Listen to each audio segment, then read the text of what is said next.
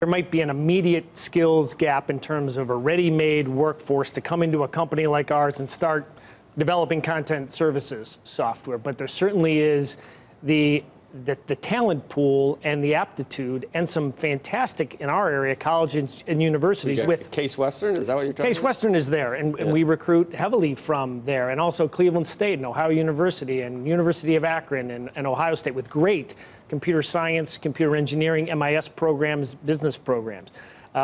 We're going to the extent, though, of encouraging our local students to apply and enroll in those programs. So, as you mentioned at the break, we're starting at the middle school level. I mean, we're really taking a very proactive, long-term approach to sort of cultivating a technology workforce in our company. You deliberately don't mention Xavier down in, is it what, Cincinnati? It's just a Browns-Bengals thing or something? Well, you're from Southern Ohio, is that right? I'm from Cincinnati, yeah. Okay, yeah. Actually, it's a great school, great hoops, everything else.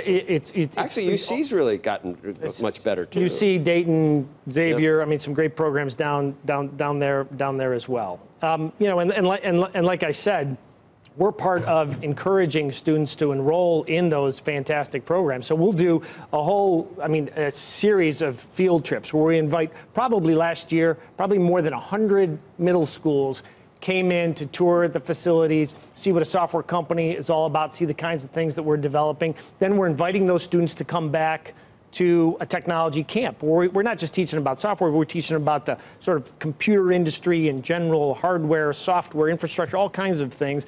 Then we'll invite them back when they get into their later high school years to come to a coding camp. And by this time, now they're really interested in pursuing this as a career. They enroll in those programs. We get them back as interns. I was just talking to a class of interns. I'll talk with them at the beginning and at the end of every summer, and I said to the one young man, he was from Cleveland State University, I said, so how did we come into contact? And he said, I first came here as part of my 7th grade field trip. Wow. So this is his 2nd summer back with us. We have invited him back once. We'll, almost surely offer him full-time employment upon graduation.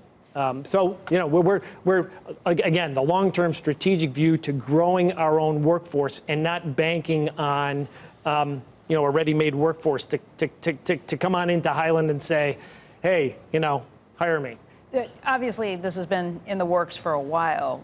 Why did it start? When? What happened? Well, we're based in Cleveland. And so, while today a growing number of technologists, still not a hub for software development talent. So we realized we were going to have to grow it and groom it. And that includes, once you're at Hyland. So, coming right out of university, you've got some programming skills, but you don't have experience. So then we've got to develop that on the job. And that's going to take a concerted effort to do that, right? It's the training on technology, What's training the on cost business. per person?